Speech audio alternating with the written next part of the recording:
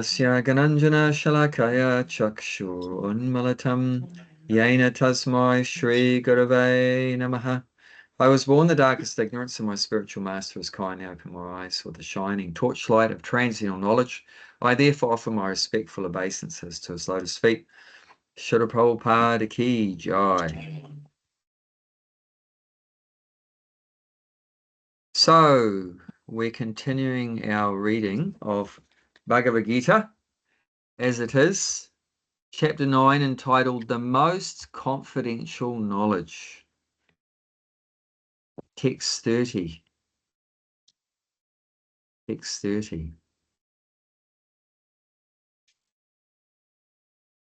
So this is right smack bang in the middle of the Bhagavad Gita, 18 chapters altogether. So this is the 9th one. So this is, as it says, the title, Most Confidential Knowledge. So very essential wisdom given here by Krishna. And yeah, every verse, one after another, has been amazing what it's giving to us. So just a little recap on last one. A couple of weeks ago, we came to text 29, and then we weren't planning to, but we ended up last week also discussing the point of this verse. The 29 is saying that Krishna's equal to everyone. And he doesn't have any special friends or any enemies or anyone that he hates. He's not envious of anyone. And he's equal to everyone. And then in the purport, Prabhupada explains that's natural because he's the father of all living entities. So just like a parent loves, if they might have 10 kids, the parent loves all their kids. It's not that, we just love the kids that are smart and strong and good looking, and we don't like our kids if they're a bit ugly or dumb or weak or something like that. No, you love all your kids. You love all your kids. So that's natural. But then he throws in a wobbly in the second part of the verse, saying, but I'm equal to everyone, I'm not partial to anyone. But if someone renders service to me in devotion, I am a friend to them. I'm a friend. What does he say? Anyone who renders service unto me in devotion is a friend, is in me, and I am also a friend to him. Right. So in the beginning he's saying he's not partial. In the second part of the verse he says, well, actually I'm a bit partial to my devotees. So we talked more about that last week. We talked more about that because it's a very interesting subject. And particularly, I think last week, isn't it? We talked mostly about not being envious, wasn't it, Jayanti? That part. We talked last week more about how a devotee is not envious, how we don't hate anyone. We talked the whole time. We didn't really read anything from the Bhagavad Gita. We just talked about that point when I was recapping, like I am now. It just came up, to talk more about that, about how we can not hate anyone like that. So that was and you talked about the third verse. You haven't popped up yet. I can't say it. The third What's verse that? The third verse in Lord Chaitanya's Shri, how do you say it? Shikshastaka. Shiksha means instructions and astaka means 8. So Lord Chaitanya has only written 8 verses. That's all he wrote. He was singing and dancing everywhere, and he was talking a lot to different people. But in terms of writing, he only wrote 8 verses. So those verses are very essential core philosophy, of Lord Chaitanya has put in a nutshell in these 8 verses. So, yeah, Bhakti Mala, you want to tell the third one, is it? Oh, no, I just said you did talk about that because I wrote notes down. All right, okay, yeah. So the third one goes Trinadapi Sanashena, Toro Ivasa Hishnuna, Amanida, manadena, kirtaniya, sarahari. So what that means is, this is Lord Chaitanya in the mood of a devotee, So he's God, but he's in the mood of a devotee. So in that mood of a devotee, he's saying that devotees should be more humble than the grass, tranadapi sinashina. And toror eva sahishnuna, more tolerant than a tree. Taru is tree, more tolerant than a tree. Give all respects to others and don't expect any respect in return. Manadena means giving respect, and amanadena means not expecting any respect. Giving respect, but you don't expect it. Respect might come to us, that's okay, but don't expect it to come.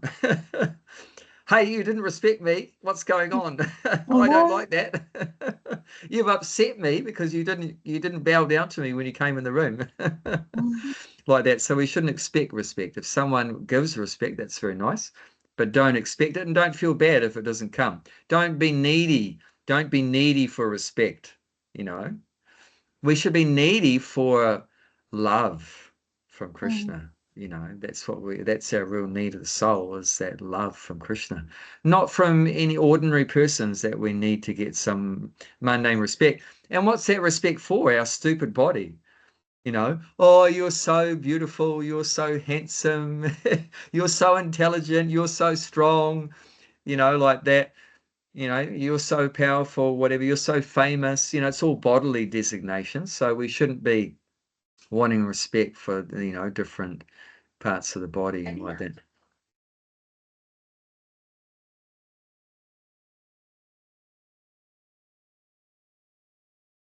Yeah. Can you hear what Jayanti's saying? Come on, you should join in. I joined, you won't let You didn't. It's not there because No. Jayanti's saying that I'm not letting her in, but I can't see her. She hasn't popped up. No, none of us were. Abe didn't have to let any of us join. We just joined anyway. But yeah, she's not popping up. You're not. Come here then. You're the Yeah. expert on computers. You fix it. You haven't come up. You're not. Hey everybody, Hare Hey. Krishna. Come.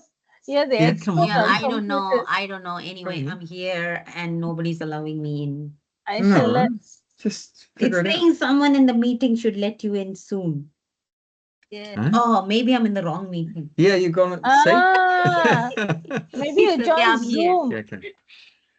No, but let's go on. No, it's good they can see because you're talking, but they Oh, can't yeah. see your picture. You're an I'm just impersonalist. saying. Don't get the picture up and then talk. Okay, right, I'm Follow. going. You got to follow the process. Got to follow the process that everyone else is following. Can't And help by Jayanti when you talk in the background. You can hear me, right? Thank you, Bhakti Yes. Mala. You are my real well wisher. hey, no Hey, Clara, good to partiality. Come see on, you're you. not supposed to be partial. Remember. But she was saying about last time we talked about that devotees. I mean, people might see that devotees are like callous, like hard-hearted, like that. Okay, there she's popped up like that. Just popping up. Yeah. Okay. See, we're letting her in. We're letting her in. Oh, you better move away a bit.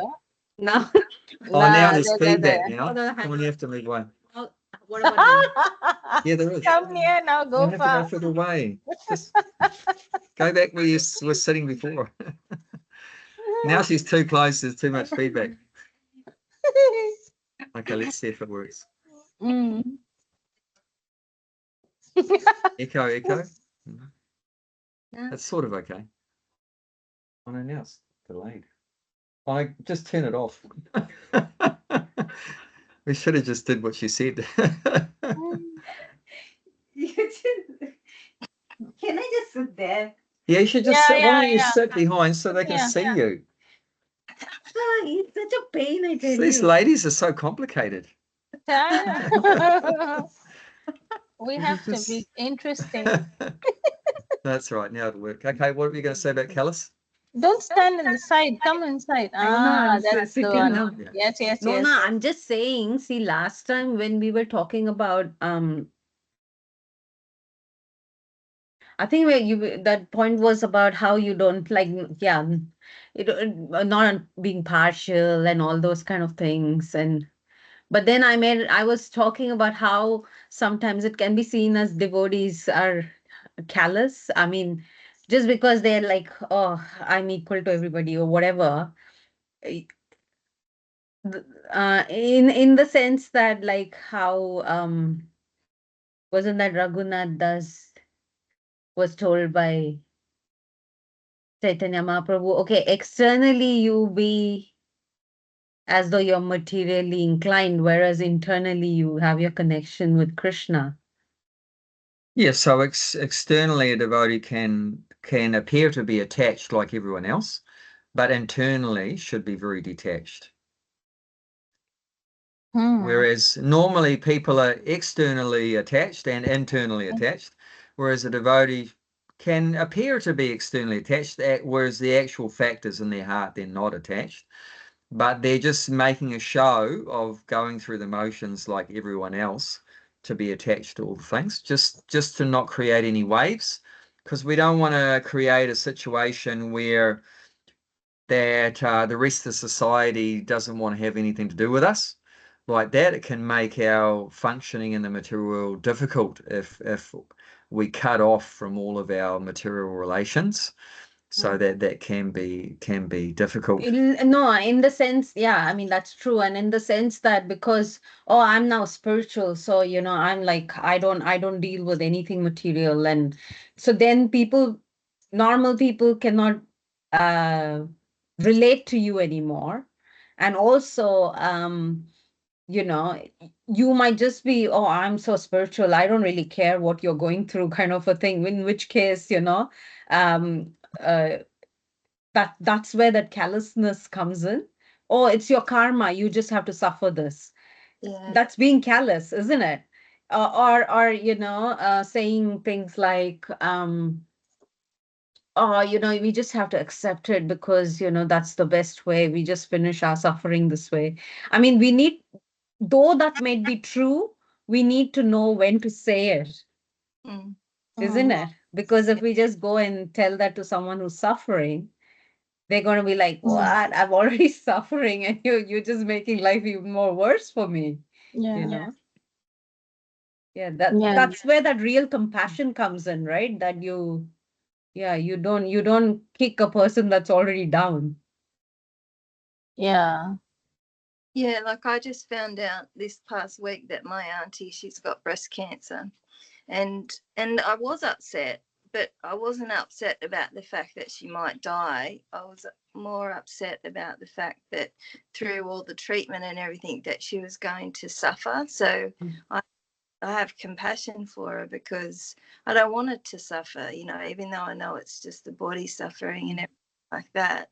But it wasn't so much that I was worried she was going to die, because I know that that's all in Krishna's hands. But I can't see her. I've just got to be compassionate for what the body's going through. Is that kind of what you mean?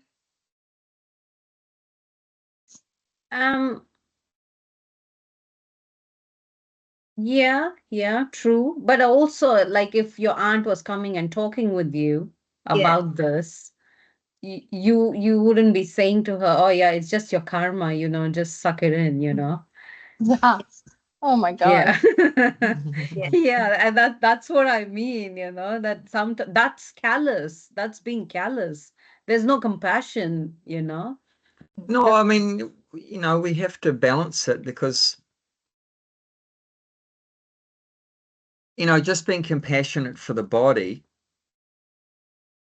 is not completely compassion, because that's not really who we are. That's just our dress, And there's that famous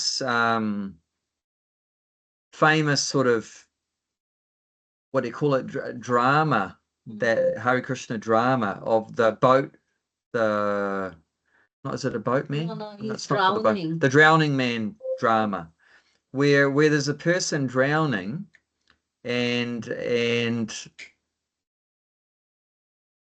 the person that's on the land pulls the shirt off the drowning person and says, look, I've saved them, I've saved them, I've saved them. Whereas the person is in the water going, I'm still drowning, I'm drowning, I'm drowning, you know. But so that's the thing, you know, the body is just like a dress. So the soul is suffering in the material world, going through the cycle of birth, death, old age, and disease, repeatedly reincarnating again and again according to their karma. And just to give them some temporary bodily aid is just like pulling off their shirt, but the actual person is still drowning in the water. You haven't actually helped them, you know. So giving them some, you know, for example, giving them some food or some medical care, some hospital care or whatever like that, is just like pulling the shirt off the drowning man. You haven't actually, the soul is still in the material world, you know. And but I mean, you can still give those kind of treatments. Like we also in the Hare Krishna movement give people food. But so it's food for the body, but also because we've offered it to Krishna, it's prasadam, it's actually helping to lift the soul out of the material world. It's reawakening their Krishna consciousness. And so simultaneously, it's a bodily welfare and spiritual welfare. But just to give bodily welfare without any spiritual welfare is not really, that's not real compassion. And there's so many, as Prabhupada points out, so many organizations giving bodily welfare, like bodily compassion, but no one's giving the real spiritual compassion, which is trying to actually just put a final stop to the soul remaining in the material world and just lift the soul out of the material world and take the soul back to the spiritual world where it belongs. There's hardly any organization that's doing that. Heaps of organizations for bodily compassion and welfare, but nothing for the soul. So, but you can do both. But I would say don't just doing the bodily compassion without the spiritual. You're not really helping the person. If, You know, yeah, Deepa? no, I just wanted to, when you're talking about bodily, spiritual welfare. Yeah. Would that include as well, you know, like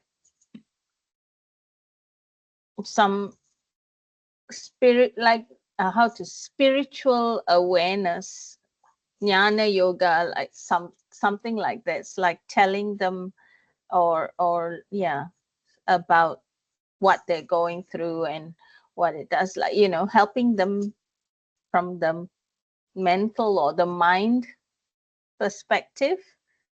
The mind still comes within the bodily dress, you know. That, well, there's a bodily dress, and then there's a mental dress, and then there's an intellectual dress, and then there's the soul, who's the person with all the dresses. So we've actually got 3 layers over ourselves. The gross physical, earth, water, fire, air, and space, then the subtle mind, intelligence, and then false ego. And then within that subtle body is the actual soul. So there's the gross physical body, then the subtle body, then the spiritual body. So until we touch that, it's not perfect.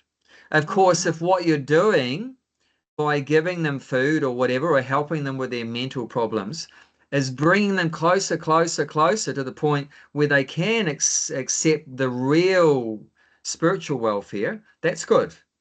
You know, so you judge the process that you're following by the result. It's called phalena parichate. Phala means the result. And so you judge the process by what is the result. Does the person at the end of the day, the end of their life, come to the point where they've accepted Krishna as the Supreme Personality of Godhead and I am his eternal servant, and then we're on our road back to Godhead? If they have, whatever you did must have been good. But if they don't, then whatever you did was a waste of time. You know, so that's the way it works, like that. See, but that. So you might think, you know, I'm the best parent. You know, I feed my kids, I clothe my kids, I give them a roof over their head, I've educated them, they've got a PhD in astrophysics and blah blah blah, and now they've got their own house and they've got their own kids and they're all settled down. They don't have any physical problems, you know, financial problems, whatever like that. you know, but if they're not God conscious, then according to the Vedas, that we shouldn't be a parent if we can't liberate our children from the cycle of birth and death. You know, so that's the standard. It said, Guru nasasyat. You shouldn't be a guru if you can't deliver your disciples from the cycle of birth and death. Pita nasasyat. You shouldn't be a father if you can't deliver your children from the cycle of birth and death. And then you shouldn't be a mother if you can't deliver your dependents from the cycle of birth and death. You shouldn't be a relative if you can't deliver your relatives from the cycle of birth and death. You know, so it goes through. Demigod, it says you shouldn't be a demigod if you can't deliver your dependents from the cycle of birth and death. So that's real welfare, is removing the soul from the cycle of birth and death.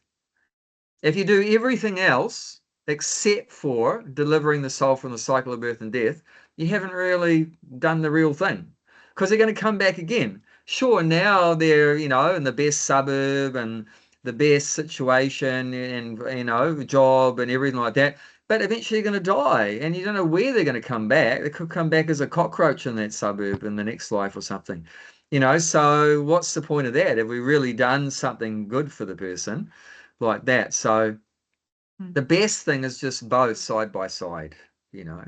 I mean, there's a Hare Krishna hospital in India called the Bhaktivedanta Hospital.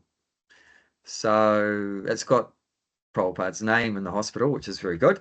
And the doctors are devotees, and they chant Hare Krishna. They have neck beads, they chant Hare Krishna, they have tilak. And there's kirtan going on in the hospital. They have Prabhupada's full-size deity in the foyer of the hospital. The patients get prasadam. You know, so we're not against looking after the body. That has to be there. That's automatic. But, you know, don't stop there. We're more than just the body or more than just the mind. What are you going to do for the soul? You know, that's the point. What are you doing for the soul? Otherwise, the drowning man's still in the water. You're just ripping off his clothes. Oh, look, I've saved his jacket. Not worried about the guy in the water. Well, his jacket is all right. Look, his jacket's doing good. No, but that's not what I meant by. Yeah. See, of course, you know, you give them prasadam and everything. But I'm just saying that when a person's suffering, you can't really present philosophy at that time unless they're already a devotee. You know, but even with devotees, you need to. I wouldn't say that, but you have to do it sensitively. Yeah, that's what I'm saying. I mean, it's actually the best time to come to Krishna consciousness is when we're suffering. Yeah, because when you're enjoying, no one wants to come to Krishna consciousness. But somebody's when you're not enjoying. know Krishna consciousness. If you just go and say, oh, you know, this is all because of your past karma, you're suffering and everything. I mean, that they're already suffering. If you tell them that, they're not going to be like. Well, Jayanti herself told me her own past story that she had some physical disease and she was suffering. And her sister said, why don't you chant Hare Krishna? And it might help you. And she did. You know, so in that case, it was good. But that I was the already prime chanting Hare Krishna. So no, but she did give you some advice at that time. Yeah, but I was not chanting regularly. So from my perspective, what I'm trying to say is, yes, I knew some of the philosophy. I could understand that. And so I could relate to what she was saying. And she said it, like you said, quite sensitively, you know? Yeah. But I'm just saying for someone who doesn't know any of this, you can't just go and tell them they're suffering. They've got some so some relation. I mean, look, when did I start the soul searching sessions? Yeah, and that's what I thought. At the Bhakti tree. A year and a half. Did I start it when we opened the doors? No, when we opened the doors, what would we do? We just fed people up to the neck with food, you know, with prasadam. And then after that, then we started chanting. And then I think it was about 2 years after we started when you all. No, 1.5 years. Whatever, 1.5 years, 2 years, splitting hairs. And then before we started giving the philosophy, you know, because I wanted everyone to get to know us first, that they trust us. You know, I'm not just a stranger saying, you know, you're not the body, Sarah and Deepa and Bhakti Mala, you're not the body, you're a spirit soul, you're a servant of Krishna. No, first of all, everyone can know us and they see we're normal, kind of decent people. We're not crazy or anything like that, and we're not drug addicts or anything. And they can trust us. And then I started to speak, So you got to develop a relationship first, ideally, and then you can, give people the knowledge like that. What Jayanti do, there's a time to be compassionate. There's a time when, you tell people, maybe be a bit stern with people. Like I feel like that with myself, like there's sometimes when I want to hear the philosophy, and then there's sometimes I just want someone to go, oh yeah, that really sucks. So, I think you've got to be aware. Yeah. I think Sarah's been eagerly waiting to say something, so go for it. That's all right. I think.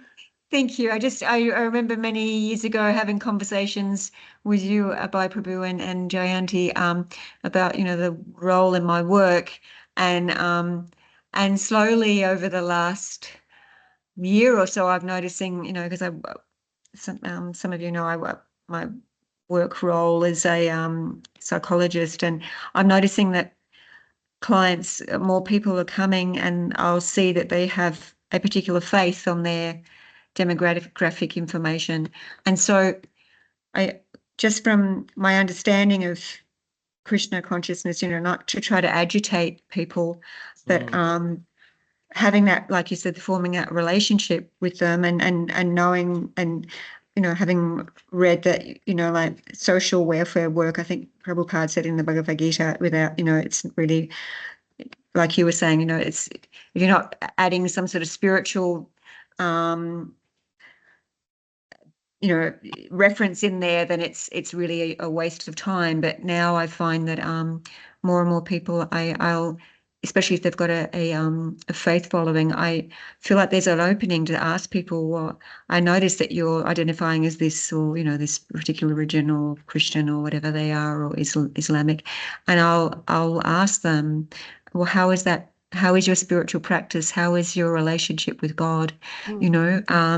And that's been really lovely, even though it might not be Krishna conscious, Krishna consciousness, it's really lovely to be able to weave that in.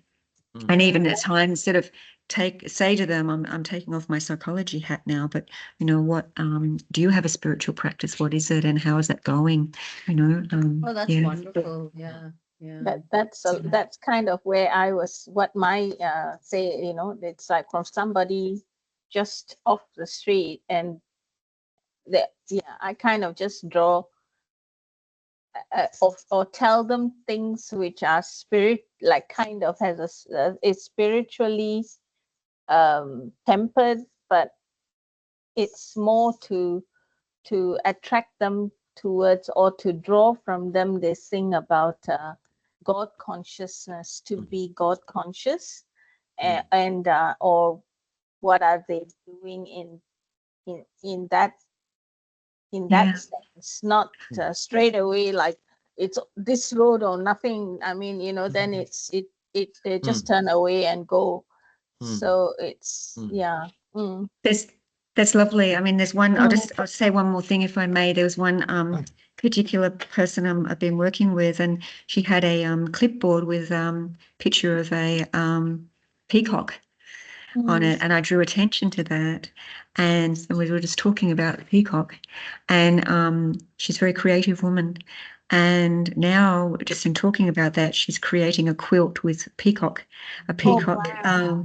And I'm like, oh, that is very special. It's a very that's a very special symbol, and a spiritual symbol, and been around for thousands of years. So just trying to just sow little tiny little seeds. Yeah. That's right. It's exactly right. Yeah. Yeah. Anyway, thank you for listening. Oh, nice contribution, Sarah. So long I haven't heard from you. It's nice to hear. Thank you, Deepa. Thank you. It's a rare opportunity to be here. If we want to be a spiritual welfare worker, then, and try to help others in that way, then we really do need to be very broad-minded and very sensitive. And you can't treat everyone the same way because, and that's our philosophy, right? That God's a person and that we're also individual persons and we're all different, we're all unique. So you can't just have one mantra for everyone, you know, so you need to see where people are at. You need to be conscious of where the person you're talking with or the audience, you know, where they're at, and just and deal with them, you know, according to that, like that. Yeah, actually, this reminds me of Bhaktivinoda Thakur, right? Because is it in his Bhajan Rahasya or one of those, whatever he writes?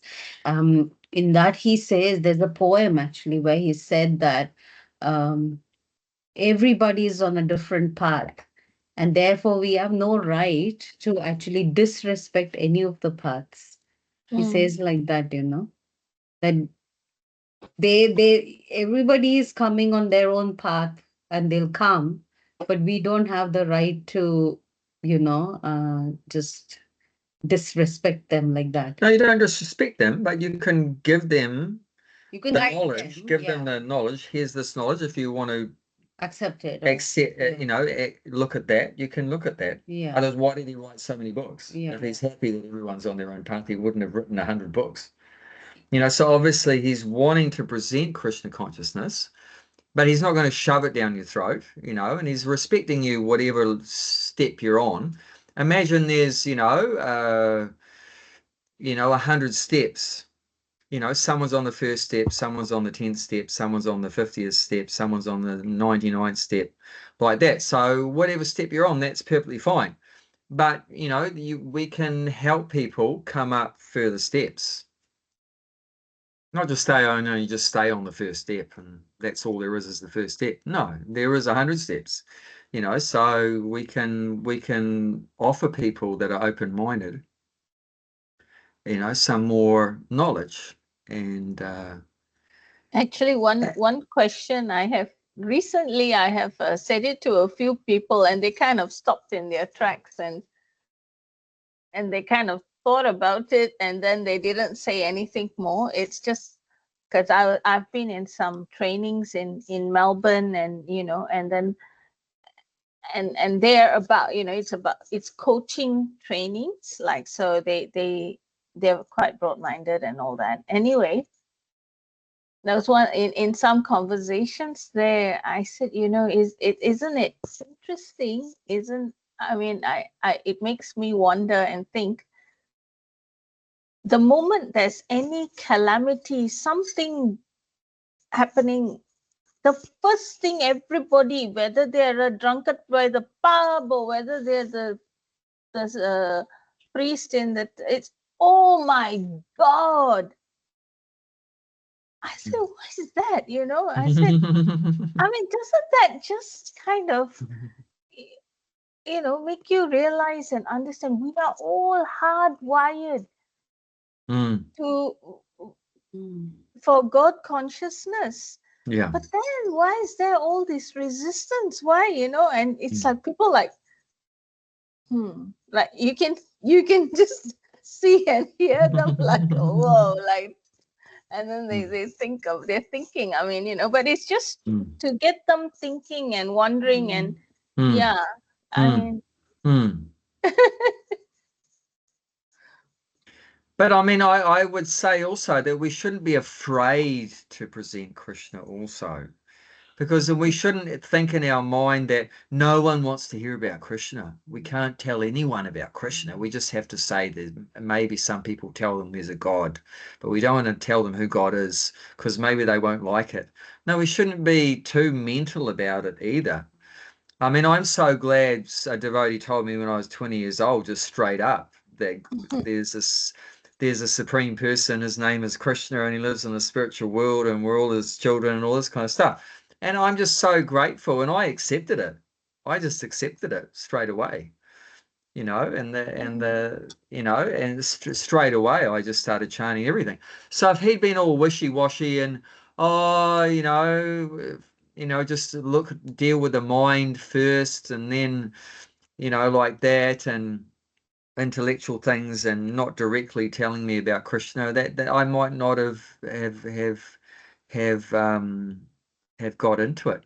But no, he was just straightforward. So that's what I'm saying. You have to be sensitive. So, well, this person is so open-minded. I'm just going to tell him everything, and this person is very closed, and I'm just going to be carefully just tell him a little bit, because I can tell if I say too much, he's going to get upset.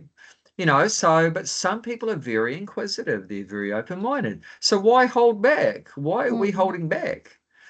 We want to give them the real thing. Why cheat them? Why cheat them by giving them less than the truth? We should tell them the absolute truth. They say, if someone wants to know the truth, well, okay, you ask me, I'm going to tell you. Actually, And that's the that thing. will, I often, when I meet people, I wait for them to ask me. And there's some people say, oh, you're a Hare Krishna. What's Hare Krishna about? And I'll just tell them straight. I'm not going to say, oh, God is like in this space and everything like that, and whoever you want to think it is. And I'm not going to cheat them and tell them lies. You asked me. I just told you. You can't blame me because you asked me what's Hare Krishna. I got to tell you. but they asked you what Hare Krishna is about. Yeah, so Hare is the female form of God and Krishna is the male form. And so I'm just going to tell them. I'm not going to give them any less than the truth like that. But if they don't show an interest, then I also won't, shove it down their throat.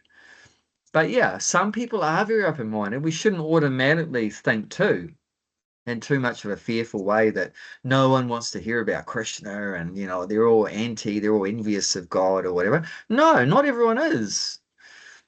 Actually, the middle class of devotee, which is called Madhyamadikari, distinguishes different kinds of people. The middle class of devotee is the devotee that goes out and tries to help others. And there's a Kinastadikari, real new devotee, neophyte devotee, and they think they're the best devotee and everything like that. And they don't know how to preach. They don't know how to deal with everyone. And then the top class devotee is so humble, they think everyone already is Krishna conscious, and except for me. I'm just the most sinful, useless person, and everyone else is better than me. So they don't preach either. So it's just that middle class that does like that. And they see different categories. They see that there's God, Krishna, who is to be worshipped, and they worship Krishna. And then they see the devotees and they make friendships with the devotees. And then they see there's innocent people. And those are the ones that they'll try to give them Krishna consciousness, the innocent people. And they don't know God yet, but they're sitting on the fence, and they're confused and they're lost, and they're trying to figure out what's going on. And then there's the other category. The last category is the envious, demoniac persons that are anti-God. There is no God. I hate God, like that. If you talk to them about God, they get more angry and more envious, and they blaspheme and everything. So that kind of middle class devotee leaves them alone. Don't preach to that category. You'll just do more harm than good. Because the more they blaspheme and criticize, they're going to go further down. And if you listen to that, that will bring you down too with them, like that. But there is a big category, a big percentage that are innocent people. They're just ignorant, and they're engaged in sinful activities due to their ignorance, and they're suffering as a result of engaged in sinful activities. But they're also, many of them are, open-minded. They're trying to find their way through life. Why are we here, and why are we suffering? What's the solution in that? And like that. And if you present it in a proper way, a logical, scientific way, then they may take to it like that. So we just have to be very sensitive to pick up, are you in the envious category or are you in the innocent category, like that? So, and so yeah, let's look at today's verse. It's just trying to finish. That's all right. It's working out all right at the moment. So let's read the verse. It's a very controversial verse, but it's very important to understand. Okay, so we're on 9th chapter, text 30. Apichetsu duracharo Apisetsu Duracharo bhajate mamananya bhak Bhajate mamanaya ananya. ananya. Ananya. Ananya. Yeah, ananya. Yeah. Mm. Anya means other. And anna, you put the A in front, means no other. No other.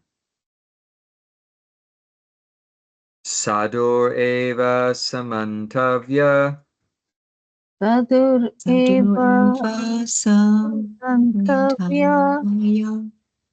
Samyak vyavasito hisa. Samyak Samyak Sito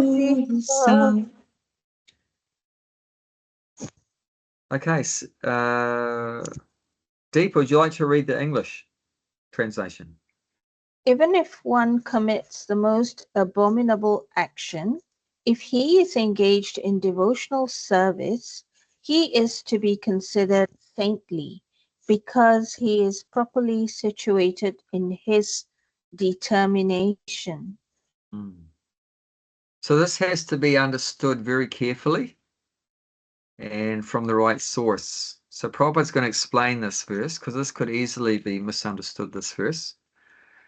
That, you know, a devotee can perform great atrocities and get away with it and still considered a saint, you know, even engaged in some horrible activities. But that's not what it's referring to. And also, is it on purpose abominable action?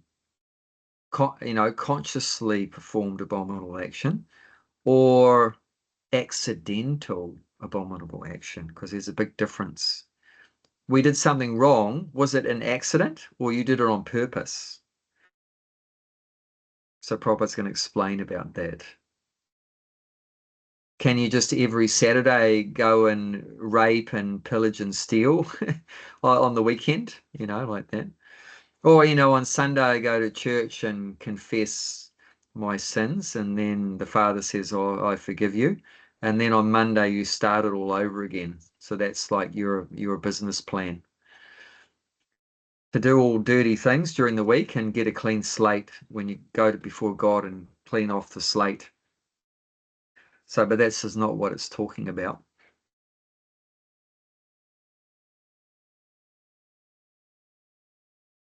So yeah, this verse says, even if one commits the most abominable action, if he is engaged in devotional service, he is to be considered saintly because he is properly situated in his determination. So remember, this is following on from the last verse, where Krishna says, if you're doing devotional service, he's going to be your friend. Mhm. Krishna's going to be your friend. So then in this verse is saying that person that's engaged in devotional service and Krishna's their friend, even if they really screw up big time, then they're doing all right. So these verses and the next one, 31, is going to explain that eventually, if as long as you're engaged in devotional service, the criteria is that you continue to be engaged in devotional service. You don't stop the devotional service. If you stop your devotional service, this doesn't apply. You're gonna be still on the saintly path, even if you stuff up every now and again. You're still regarded as on the path of being a saint, as long as you continue to be engaged in devotional service. If you stop the devotional service, then it may be seen differently. But you're still to be considered a saintly person as long as you continue your devotional service. What would that mean? You know, like chanting 16 rounds of the Hare Krishna Maha Mantra, associating with devotees, taking prasadam, hearing from the scriptures and everything like that. Worshipping the Lord, like that, offering prayers to the Lord. There's 9 processes of devotional service. So as long as you continue to be engaged in those activities, even if you do some blunders every now and again, then what Krishna says in text 31 is that eventually that person is going to come out of that. They're going to come out of that phase of performing some wrong actions. They'll eventually come out of that. And that's what Krishna's doing as the friend of the devotee. He's personally, this is why there's this verse of talking about even if a devotee engages in abominable actions, he's okay. How that relates to the verse before where Krishna said, I'm his friend, is that Krishna, as the friend of the devotee, will help that devotee through all those nasty, due to nasty previous habits or whatever, come out of those previous nasty habits and everything and become eventually a truly pure, saintly person. And Krishna, as his friend in his heart, is going to help the devotee. So that's why the devotee's position is okay, because Krishna is his personal friend helping him. Whereas a non-devotee who's engaged in abominable actions, maybe the same abominable actions, is not in a good situation because there's no one to help that person come out of his bad habits. But the differences between the non-devotee and the devotee, maybe the same bad habits, is that Krishna is going to personally help the devotee, whereas Krishna doesn't personally help the non-devotee. They're just left to their karma, But if you surrender to Krishna, even you still struggle with different past habits, getting out of them, Krishna will personally find a way to lift you up out of that. So there's a massive difference between night and day, massive difference between the devotee's situation, struggling with, past bad habits, and a non-devotee's struggling with their bad habits. One has a glimmer of hope called Krishna, and the other one doesn't have any hope of getting out of that like that. Does that make sense? Anyway, Prabhupada's going to explain it better than me, but that's just trying to explain it in a simple way, these couple of verses. And that's like, we say that, right? A friend in need is a friend indeed. So Krishna's proving this, what he's declaring the 29th verse, that I'm the friend of my devotee. Well, okay, prove it. Okay, then he says, even if my devotee completely stuffs up, I get him out of the mess. So isn't that a real friend? Well, what's the point of having a friend if your friend can't help you up when you're in the gutter? It just leaves you in the gutter. That's not a real friend. No, the real friend helps pull you out of the gutter. So Krishna's saying that in text 30:31. I get my friend out of the gutter. So yes, I am the friend of my devotee. That's a real friend. Not in name only, but in reality, And I can see, like even my own life, completely born in the gutter and youth in the gutter, and Krishna's just pulling me up, pulling me up. So he's our real friend. He's always with me, even though if I think back, I don't want to think too much about my past, all the abominable things I've done.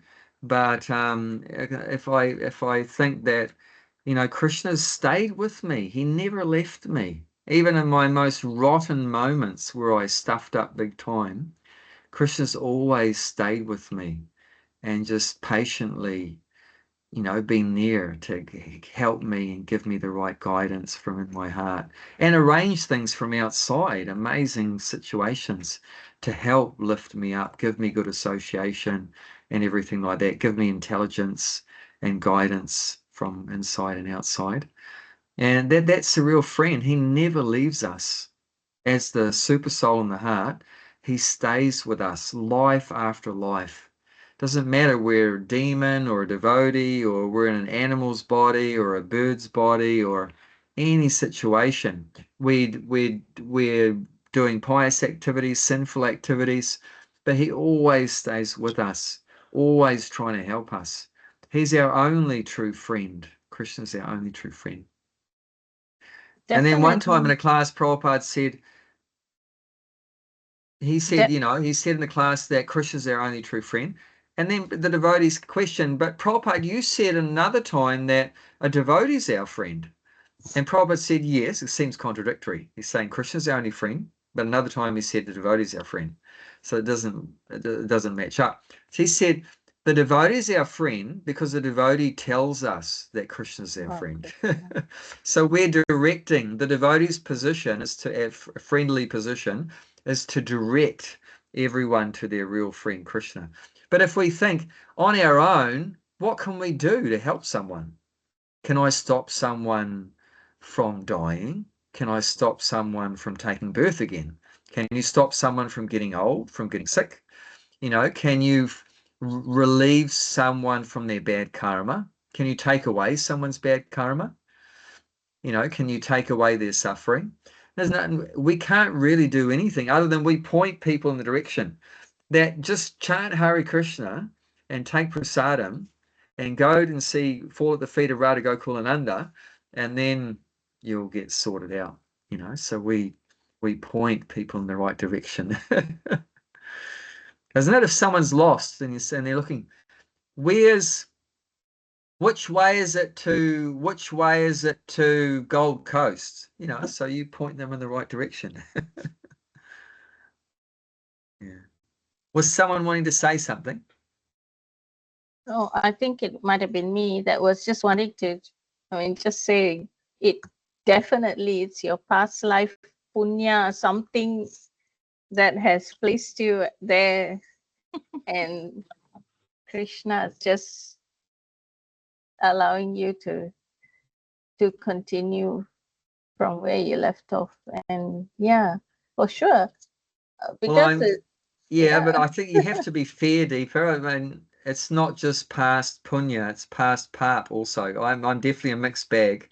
I mean, because I definitely have some pretty nasty things in my background. But past life, past no, life. in this life, yeah. Which is, but I think from the balance sheet point of view, the punya probably overrode, and so it's just actually on this. It's really only Krishna determines who has the privilege to even start to know him, or be to associate with his teachings and things. Because I although brought up in what we call Hindu family, but it's like the Vedic way. And I knew of Krishna for as long as I can remember. But Krishna was always, as I understood prior to stumbling upon the group here, he was the goat herd boy and having fun with his gopas and the gopis. And my father always used to, the way my father used to say, Krishna has so many women with him, so what's the problem, this sort of thing. That's kind of the impression. So Krishna, from my point of view, I didn't take him seriously. It's like he was like, he was just somebody having a lot of fun. But never, he was not the prominent one. And and I had to come out of that whole, from that environment. It was pretty much plucked out of there and here, for whatever reason, I don't know, and then somehow just stumbled upon, the way I see it, accidentally. It's like there's something that we don't know about, that we are somehow guided and allowed to have that association, because Mm, it is not entirely up to us. definitely, But at the definitely. same But I time, mean, see, we have to, going back to the last verse, you know, Krishna is equal to everyone. He's not a special friend, not an enemy of anyone. So why does one person come to Krishna consciousness and another person doesn't? Is that because of Krishna's partiality? No. So there must be another reason other than Krishna why some people come to Krishna consciousness, some people don't. It's not because Krishna's, you know, pulled up the person that comes was pulled up by Krishna, but why didn't he pull up the others? Then you could criticize him being impartial. So it can't be because of Krishna that we came to Krishna consciousness. There's another reason why we came to Krishna consciousness. And this is connected with 29. Why Krishna especially becomes a friend of his devotee. What is the devotee doing that makes Krishna so happy with that devotee? That he just loves that devotee. What is that devotee doing that completely captivates Krishna? His heart just melts. he's seeking Krishna. The devotion. Oh, that's a good thing, but that's not what really melts his heart. The service?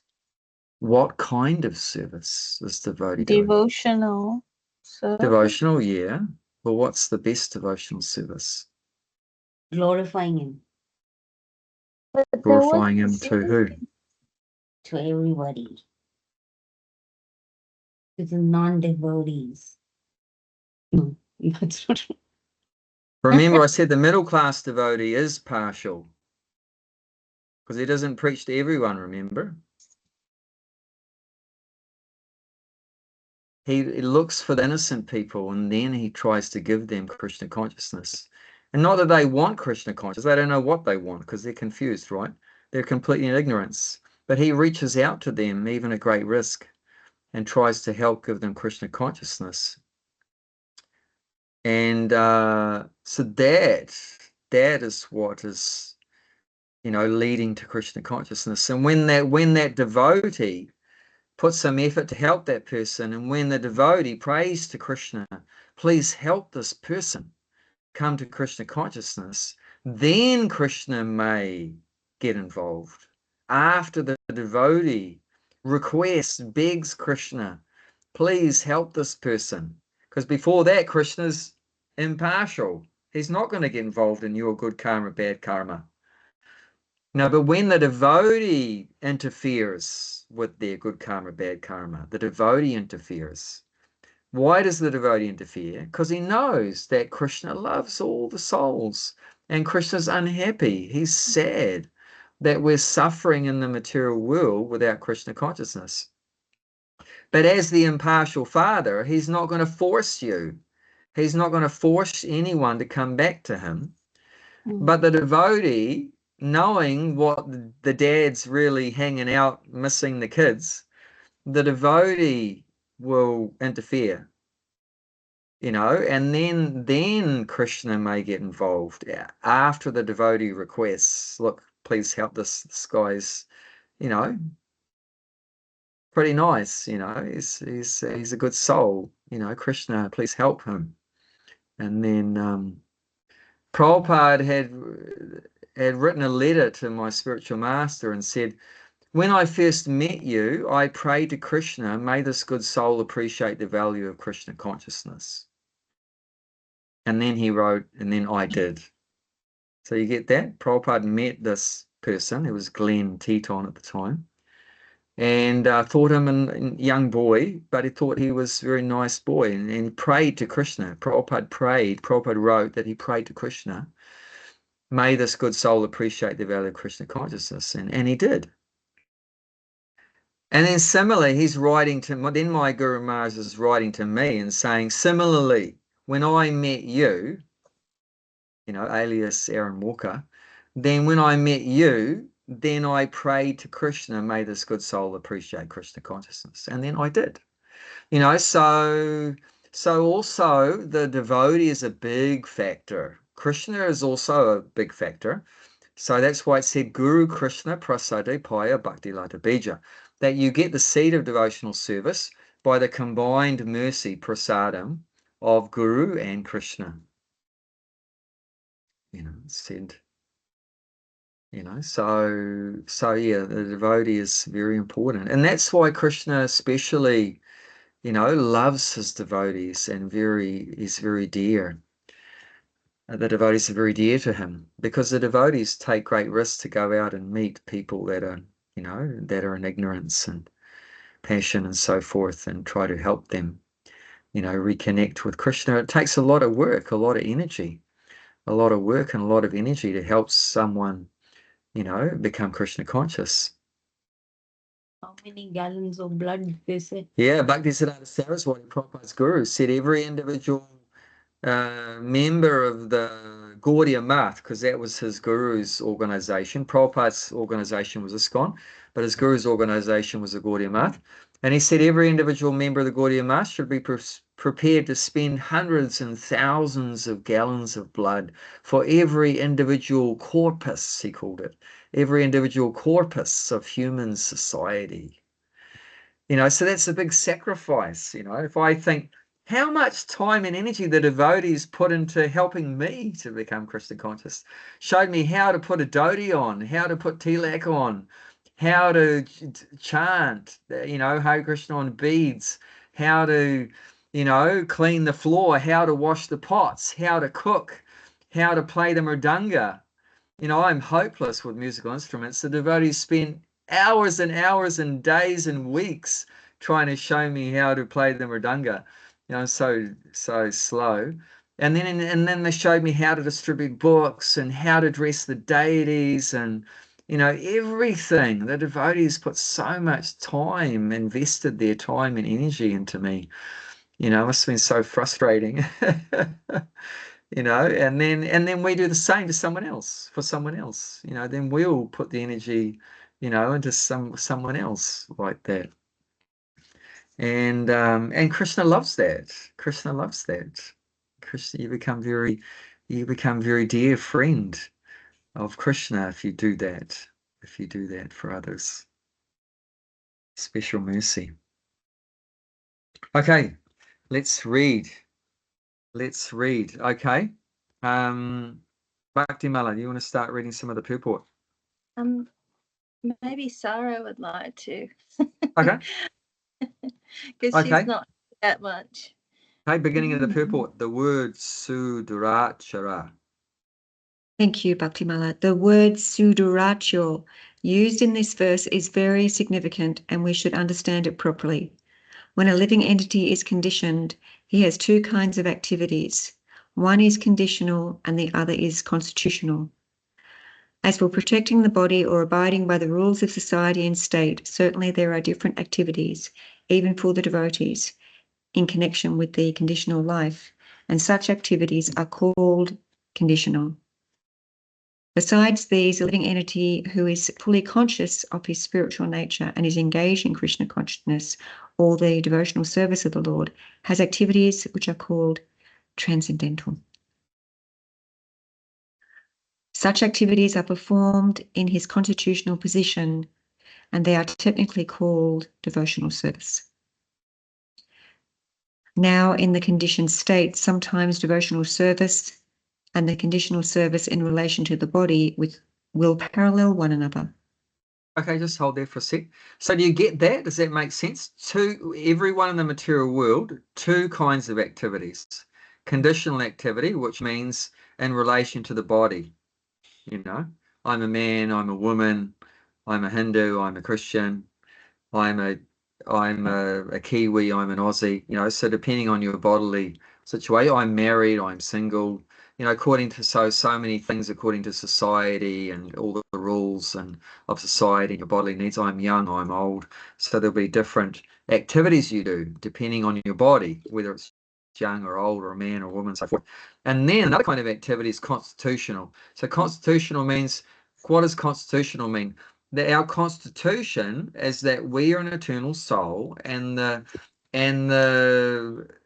constitution of that eternal soul is to render service to the Supreme Soul, to Bhagavan, to the Supreme Person of Godhead. That's our constitution. You know, and it's like, I think, isn't it, in America has a, isn't it the Constitution? Constitution. Don't they have a constitution? Means that can never be changed. The Constitution of America, that was established when they started America, that constitution, it's like written in stone. You cannot change it. So it's like that constitution of the soul, it can never be changed. That we are the eternal, the soul is the eternal servant of Krishna, of God. We are part and parcel of God. And because of that we're part and parcel of God, our constitutional position, he calls it that, our constitutional position is to render service to God. And that's natural, right? You can't escape that. The hand is part of the body. So what's the constitution of the hand? Is to render service to the whole body. You know, the body wants to scratch an itch, you know, so the hand does it. The body was hungry, you put food in the mouth, like that. So that the constitutional position of the hand is to cooperate with the whole body. So Krishna is the whole, we're the part. So our constitutional position is to render service to Krishna. But we also are in a body which has, you know, different requirements. So we have different activities that are necessary for the body. You know, we have to eat, we have to sleep, mating, defending, so forth, like that.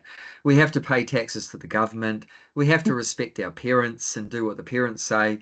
You know, so you've got all these bodily activities according to what body you have, and then you've got your eternal activities of the soul, like that. But the activities of the body, the conditional ones, they're always changing. That's why it's called conditional. You know, there's so many conditions for those activities, so many conditions, you know. So one condition is that you're a Hindu, another condition is that you're a Christian. So there'll be different activities then, depending on that condition. If you're in a man's body or a woman's body, so that's a different condition. You know, so those activities are not going to be the same. They're going to be different depending on so many conditions. And the activities will change whether you're in New Zealand now or you're in India. That's a different condition. So the activities will change according to the conditions. You know, that's why it's called conditional activity.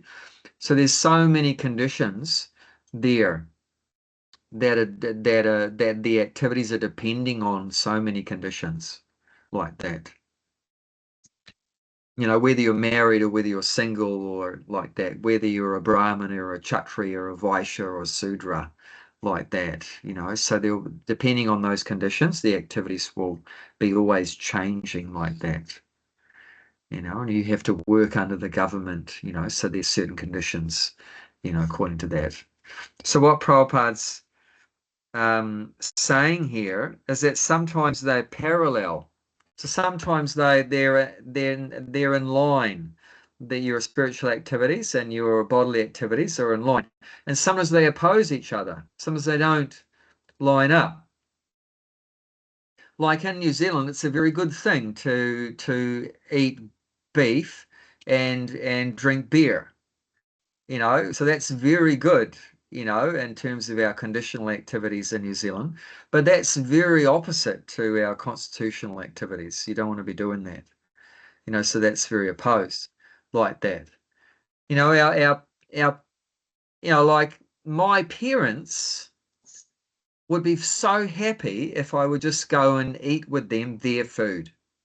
But I can't because it's opposed to my spiritual activities. So that's one clash that we've just found between our conditional activities as me being the obedient servant of my parents, you know, according to the body I have, you know, it's come from their body. So we want to be an obedient servant of the parents. But they'd be very happy if I eat beef and drink beer. Whereas according to my constitutional activities, that doesn't work. I can't do that. It's a clash. So sometimes they're in line. Sometimes if my parents were vegetarians, you know what that, or if they were devotees, like Jaine's parents are devotees. So for her to just go with the flow with her parents and they can all happily eat together, and that's in parallel. But with my parents, it's a clash. You know, so sometimes it's parallel, sometimes it's clashing like that. So that's what Prabhupada's talking about. So that's always going to be happening in the material world. Sometimes your bodily situation and your spiritual situation is going in perfect harmony, and sometimes it's like war. It's completely opposite, upside down like that. And that just has to expect that. It's always going to be changing. Sometimes very peaceful, sometimes very difficult. Like, yeah. Deepa? Oh, just ask a question about this. It's, sometimes we are invited to people's house, to like some friends, for dinner or whatever as a family, and they are not non-ISKCON people. I mean, but I always would specify to them that I'm vegetarian. And this, so the most, I mean, the it's not a lot of houses, but it's pretty much, it's one family that we might go to, or they come over. So I say I'm veg, and they always have something prepared for me that is vegetarian. But I mean, it's not offered, or it's sure. and Yeah, it might have, and it'll have onion onions and or garlic, garlic and things yeah. like this. But Yeah. I don't make a fuss about things Good. like this, and then I would, and I'm just just wondering. I mean, I keep You wonder, is thinking, that clashing with the I constitutional? keep thinking like I'm going to hell. I'm coming back as No, the not. cockroach. No, I think we've talked about this before too. But Oh. so yeah, it depends. See, like I said, part of our constitutional position is try to help others. And how are you going to help others if you can't come near them because, oh, come on, you've got onions and garlic in your food and blah, blah, blah, blah, blah, blah, blah. So you have to make a little bit of compromise. But the Krishna knows why are you eating the onions and garlic? It depends. Are you eating the onions and garlic because you like to eat onions and garlic? Or are you eating onions and garlic because you don't like eating onions and garlic because Krishna doesn't want you to eat it, but you're doing it to try to help them to come closer to Krishna consciousness? If you're doing it to help them come to Krishna consciousness, Krishna's not going to shoot you down. But if you go and I want to go over to my auntie's place every Friday night because I love eating their onions and garlic, then Krishna's going to shoot you down. Because you're doing it for your sense gratification. So the real question is always, why are you doing what are you doing? Are you doing it to please Krishna, or are you doing it to please yourself? If you do it to please Krishna, you are protected. If you do it to please yourself, you're on your own. You're on your own. And there's no protection, no shelter. It's called ashraya. So you're under Krishna's protection as long as you're doing it to please him. Like Arjuna's situation here is not very good either. He's got to kill. But the real question again is, why are you killing? Are you killing because you like to kill, or are you killing because Krishna wants you to kill? But in Arjuna's case, Krishna himself told to kill. So yeah. And in this case, it's very interesting. To go and eat. This case is very interesting because actually he didn't want to kill. But in this situation, if he went ahead and not kill, be determined not to kill, that is against his constitutional position. What? Not killing is against your constitutional position? No, but in this particular case, Krishna had decided that I don't want any of these soldiers to go back home. They all have to get wiped out. Because actually, 5,000 years ago, these were all very proud leaders, and they were causing a lot of a big burden on the world. So the best thing for the world to progress was to remove these proud guys. And we have actually a very similar situation in modern society, a lot of proud leaders, and Krishna's probably going to be taking them out too, just by the way, on the side, that many astrologers agree there's probably going to be like World War III around 2030, 31. And, a lot of these demons are going to be taking each other out. So that's what Krishna arranges. All the demons get together and they take each other out. And then it's all good for all the God-fearing people afterwards. So just giving you some friendly advice that should try to remove yourself from the ordinary masses of people that are fully absorbed in materialism and everything, and then put your helmet on. We'll book our tickets to New Zealand for them. Grow some carrots and lettuce. We'll all come there to you, I think. Yeah, you can come over here. You can come over. That's all right. That's the second option if you don't want to do it yourself. And yeah, but that's the way it is. I mean, so ordinarily, non-violence is recommended, but in certain situations, like if God orders, okay, I want you to just go and kill these people, then you just do it, and that's your constitutional position, But normally, like in conditional would be not killing. That's conditional, right? That's according to society and everything. You don't kill. And, according to God's law also, which is our constitutional position to follow God's law. So even in God's laws, he also says, like the Bible says, right, thou shalt not kill. So that's a constitutional and conditional. So that's why I said it's parallel, right? So in that case, it's parallel. Society says don't kill, and God says don't kill. But in a particular situation, it's not every situation, but a particular situation, if God said, okay, this is a special case, I want you to kill, then you just should do it. And that's constitutional, even though that's against the conditional. You get what I'm saying? But even in conditional society, right? Every society has armies and military and police and that, and they sometimes have to kill. So this was also like that. He's a soldier, he's a kshatriya, so that's their conditional activity. Their conditional activity of a soldier is to kill. Krishna didn't hear us tell the ladies to go out and kill, like that, or the old people to kill. No, he's just telling a soldier. Arjuna's a general. He's a general. He's a soldier, and he's telling him to kill. But Krishna didn't, go outside the rules and tell the farmer to kill. He's not telling a farmer to kill. He's not telling the laborer to kill. He's not telling the priest to kill. He didn't go and tell, some priest, I want you to go out and kill all the soldiers or something. No, he's telling a soldier to kill. So that's also within the conditional, activities of that person. So it depends. Like I'm saying, if you're in that role of a soldier, then you can do that activity of killing. But if you're in, if you were a priest at Nuga-Kula, then you wouldn't be going out with a shotgun and shooting people, because that, your job is to wave incense around, not go out and blasting things, like that. So it depends on your situation in the world like that. Does that make sense? Yeah. Abhi Prabhu, I'll need to be leaving quite soon. I got some stuff I need to get done. That's all right. That's all right. Our time's up. So okay, I think Bhatimala just dropped off as well. Yeah, she dropped off. No, that's okay. That's okay. That's all good. But yeah, it's just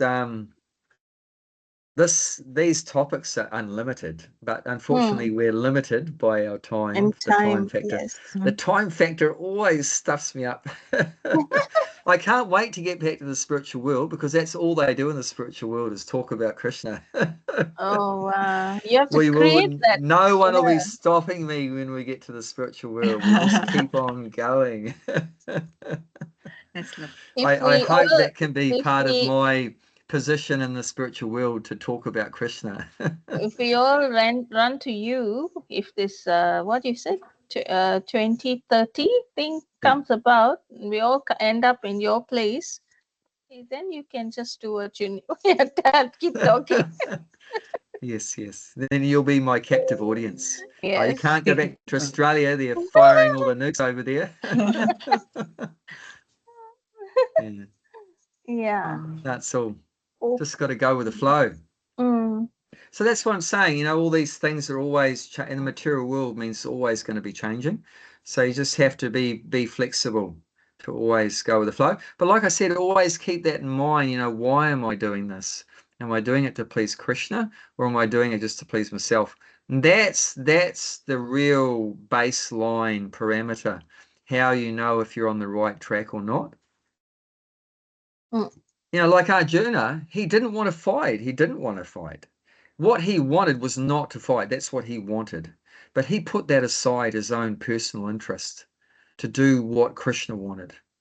Okay, I don't want to fight Krishna, but you want me to fight, so I'll fight. You know, so that's the baseline of what Krishna consciousness is.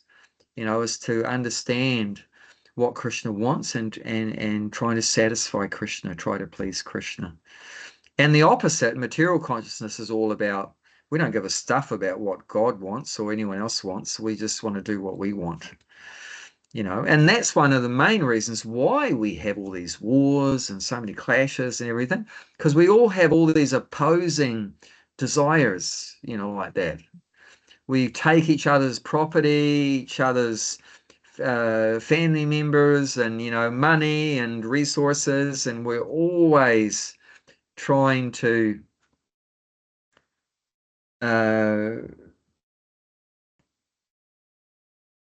we're always clashing because of all these opposing ideas and desires like that. But in the spiritual world, it's perfect harmony. Why? Why is the spiritual world perfect harmony? Because everyone is lining up their personal desires with Krishna.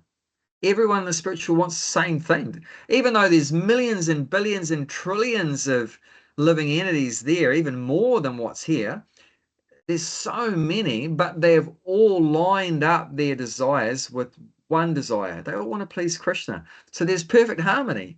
Whereas here, we've got chaos, you know, because we've all got such clashing, opposing interests and desires like that.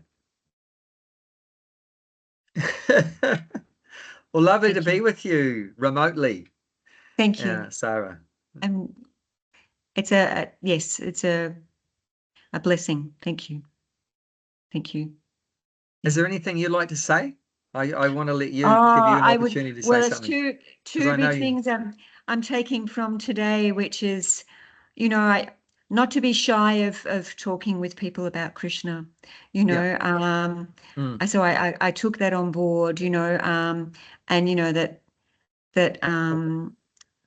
that's something that I could certainly do, and just that your whole explanation around how, you know, how sometimes our conditional activities and our constitutional position sometimes is aligned and sometimes isn't.